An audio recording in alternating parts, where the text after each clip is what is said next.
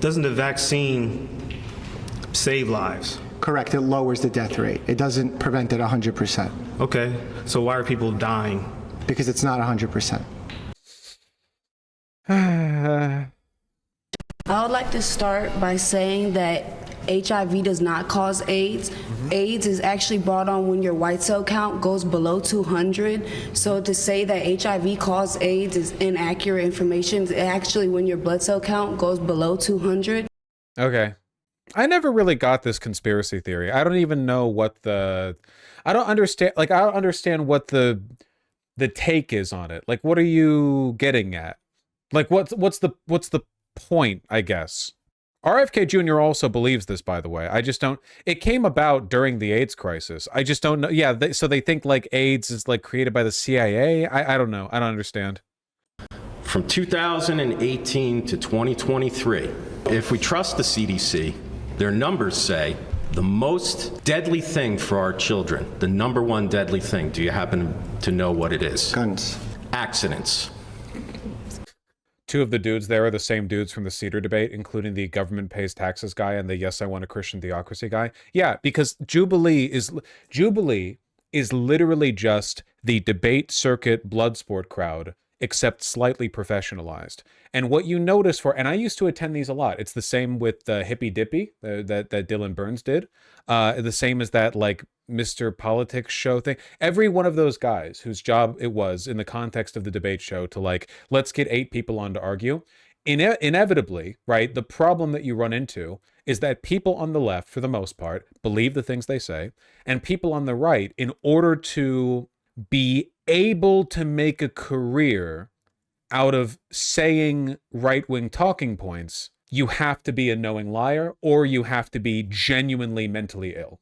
You can't really be either. And this is ultimately why I stopped doing debates, which is that no one on the other side actually believes anything. Who are those guys in the Hippy Dippy one who obviously just said whatever? Like, they never engaged in introspection. They didn't, like, sit down and think, maybe I don't have a point. Maybe I'm just saying stuff, because they didn't care about that. They just wanted to talk. Rob Knorr and some other one. Some guy whose name was letters. I don't remember. I don't remember. That was pretty much all of them. Well, it's the problem, like, Jubilee isn't real. Lecture fan, that was it. Jubilee's not real.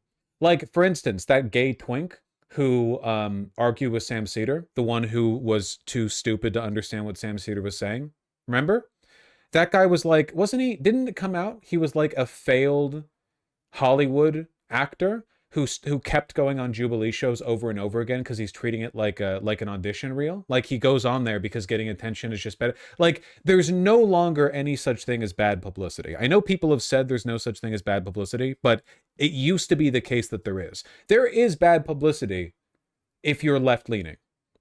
It is possible to have bad publicity if you're left-leaning. If you're right-leaning, there is not. Legitimately, there is not.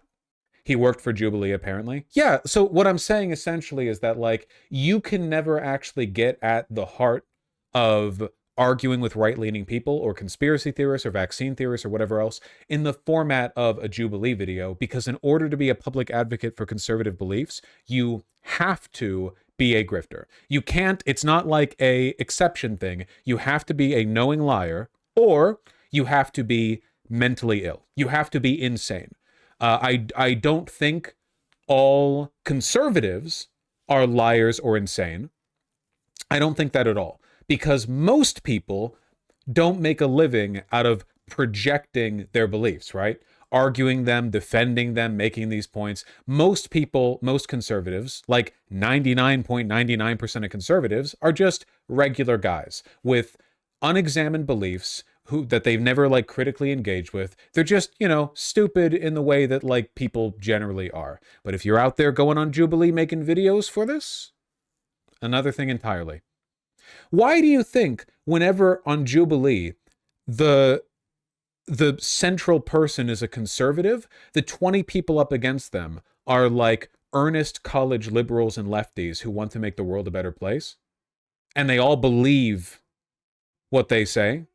Like they're clearly sincere about it. But then when you have the opposite, it's like 1 liberal versus 20 conservatives. It's all like a group of essentially paid actors who show up recurrently because they're just like the clown team that gets brought on. Like the insincerity of the system is just too much for me, you know?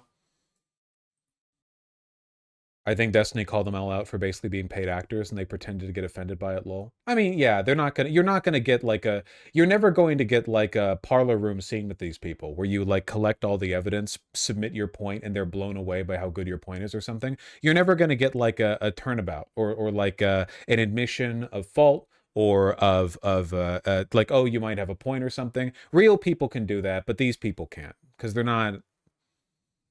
It's not part of the brand image. It's just professional wrestling. Destiny has a much greater tolerance to that kind of thing than I do, by the way, because he's argued with a lot of plainly insincere people. I don't know. It's like the grappling with the artifice. Oh my God, Kid Rock in the Oval Office live on stream right now. That's great. Thank you.